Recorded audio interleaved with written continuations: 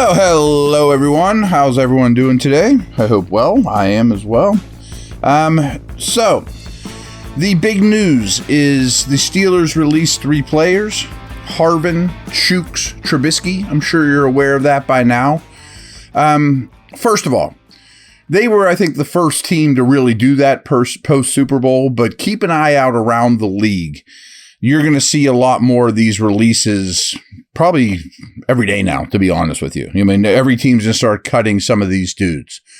Now, I want to talk about each one, and specifically, of course, but big picture, in a lot of ways, they did those 3 players a favor because any one of them, they don't have to wait for free agency to open now. You know, like the Bears can sign Chooks today.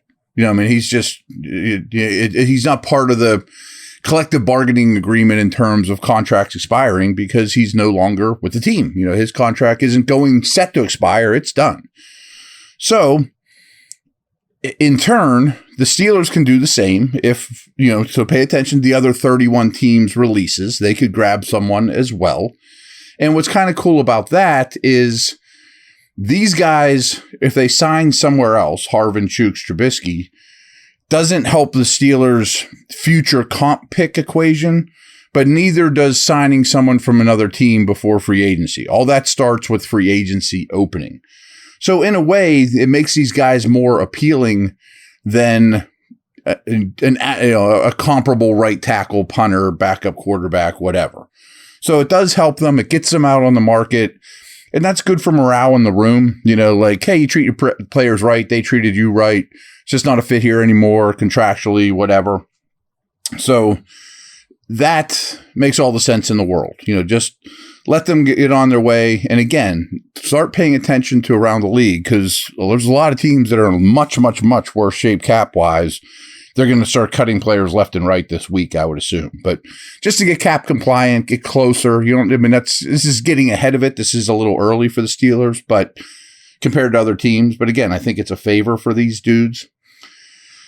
I don't think any of them should shock us. I mean, Trubisky is making too much money. First of all, they saved about a little under $13 million in cap space. They're very close to being, at the cap number now. They have a lot of moves they can still do. We'll talk about some of those as well. Trubisky's just not a fit here. He doesn't seem to be getting better. He puts the ball in harm's way too much, and he was expensive. I mean, it's that cut and dry. They are going to make more quarterback moves. We know that for sure. They only have one under contract right now, Kenny Pickett. So freeing up space, starting to figure out their avenues for another quarterback, but Trubisky was just more of a roadblock at this point. The Chooks situation's a little odd to me. It seems like there's more there. I mean, is it a personality thing? I mean, why did he get benched? I don't necessarily think that's the case. I think when it's all said and done, he came in the league really young, and I did think maybe they could hold on to him and turn him into a pick closer to the season. But then you got to hold all that cap space, and it doesn't make you as fluid as an organization. And I think they want to do the young man a favor too. Let him get out there on the market, get paid now, and that it makes some sense. Came in the league very, very young, never developed as desired, as we all wanted. But he's going to probably, I don't know if he'll be a starter or not, but he'll be a borderline starter probably next year at right tackle. But my biggest takeaway from the Chooks Steeler disconnect right now is he's just not nasty enough. I mean, I think they want big physical mashers, set the tone type linemen, and I don't think that's his mentality. So he's out, and I get it. I thought maybe they could turn him into a late round pick, but so be it. I think you'd rather have the cap space now and the ability to start making moves sooner than later. Harvin was an easy one. You just can't accept that inconsistency at a position where consistency is super important. So he had to go. My buddy Dale Lawley and I, Dale is, we joke all the time that Harvin, you don't want to bring him to camp because when the weather's great in Latrobe in the middle of summer, boy, he's a tease because he kills the ball. And he has rare traits as a punter that anyone could see in the stands. You don't have to be much of a scout here to figure that out. Not that I'm a punting expert by any stretch. But having him around in the summer when weather's good and there's no wind and pressure's not on, you can see why you get enamored with him. And he's a good young man by all accounts too, So you root for him. Maybe he goes to like Atlanta and plays in a dome or something like that, because the weather and as the season went on did not treat Mr. Harvin well, as you guys know. Really was one of the worst punters in the league last year.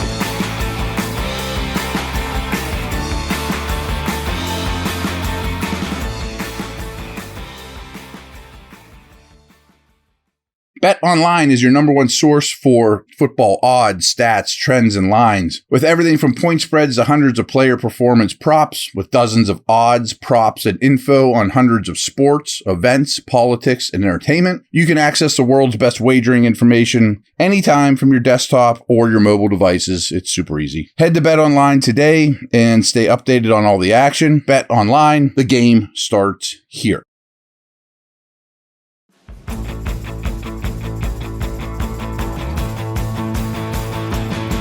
So why just those three? Why just Trubisky, Chooks, and Harvin? Well, there's a lot more coming. I mean, cutting Allen Robinson saves you $10 million, almost as much as these three moves combined. When they traded for Robinson, they knew they were going to cut him. I mean, he would have had to have been a Pro Bowler this year or close to it, which they knew was not what they were buying for a 7th-round pick. So that's bound to happen. However, I do think there's an outside chance that with a couple of these guys that they like them enough that they say either we're going to cut you and then sign you to a much, much, much cheaper, friendlier deal the next day, or can we basically tear this deal up or totally restructure it, bring you back as a $2 million cap hit instead of 10. There's things like that, I think, that could be in play with Robinson. But the obvious answer is they are going to save a lot of money with him soon. Patrick Peterson's 6.9 savings if you let him go, and I lean towards letting him go. But I do understand that Tomlin really and he's a high character dude. I mean, they love Pat Pete down there, and he's played a lot of positions. So maybe you under the radar say something like, we're going to restructure his deal. I'm putting that in quotes, but really he's taking a pay cut because he wasn't a very good player this year, and he's very much up in age. Personally, I would rather have $6.9 million in cap space than Patrick Peterson. But if he's back on the roster and they quote restructure him or something along those lines, I would understand it because of his versatility. Maybe he is a safety the rest of the way. That kind of intrigues me. But I hope they don't do anything with him and just keep him as is. I think that's overpaying for leadership, versatility, etc. Neal would get you 2.3. I tend to think that's an easy one too. You can find someone like him or better without much problems. KZ is another one you could let go. There's several. Much of the defensive backfield. You also could go to Minka, Watt, Highsmith, Siamalu, restructure their deals, give them a big signing bonus now, just move their money around because they're going to be here. They're going to get their money either way. They'd happily get it now as opposed to a bigger check every Monday after games. Just give them a huge check now, lessen their cap hit. Highsmith and Siamalu were ones I mentioned because you just signed them. They just got their deal. They're not going to go anywhere for the next year or two for sure. Minka and Watt are foundation players as well. Cam Hayward's a big cap hit, but you could restructure that as well. Sort of give him a pay decrease, add one more year to his deal, spread it out, and really lighten the load there. Same is true for Deontay Johnson. He only has one more year on his deal. Maybe he'd be up for adding another year on his deal with a nice bonus now. So they have a ton of flexibility. I think they'll open up quite a bit of space. Maybe when it's all said and done, end up with like $30 million in cap space, something along those lines. But you don't have to do it all now. Last thing, this Justin Fields talk seems to be heating up a little bit. Adam Schefter, who I knew a little bit from my time at ESPN, I was a good dude, really good at his job. I think he was on Pat McAfee's show, and they were talking Steeler quarterback situation. And he basically said, Tannehill's in the mix. Russell Wilson's could be in the mix. They're definitely going to bring someone in. I'm paraphrasing, but he did say Mike Tomlin loves Justin Fields. I think those were his exact words. And that's all I took away from the interview, because that might be all you need to know. And I'm not trying to tease you guys or get you excited. Justin Fields, I don't know if Tomlin knows him well at all, but I do trust Schefter. And just to lay it out, we've talked about this several times, but I think he would probably cost you a second, which is number 52, which is a valuable pick. I mean, that could be your starting center. That could be a starting corner. You'd have to do, in order to make this trade worth it, or really to build your roster properly. And I understand quarterbacks are more important than everything, of course. But you'd have to be pretty active in free agency going up to the draft. Maybe you already added your center, things like that. Mason Cole's another one that they could do some money stuff with. I don't think he'll get cut. But I do think he'll come back at a cheaper deal. So if I'm giving up 52, I gotta be pretty comfortable with my salary cap situation. I think they are, all the stuff we just laid out, to make some moves so that I'm not so draft dependent. But that's a hard way of doing business. But hey, if you're going to get a quarterback as talented as Justin Fields for the 52nd pick, and you might have to throw in a 5th rounder or a conditional pick or a future 4th or something like that. But this year, he's only $3.2 million cap hit. I mean, that's fully guaranteed, but so what? That's nothing. I mean, you'd have nothing in your room between Pickett and Fields.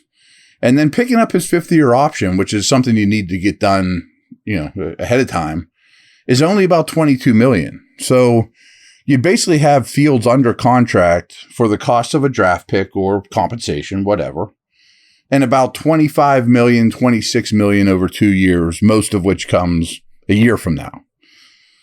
Makes a lot of sense to me. It does. I mean, if that happens, or if it gets even closer, I'll start breaking down strengths and weaknesses of Fields. Both are pretty extreme, but he is exciting. And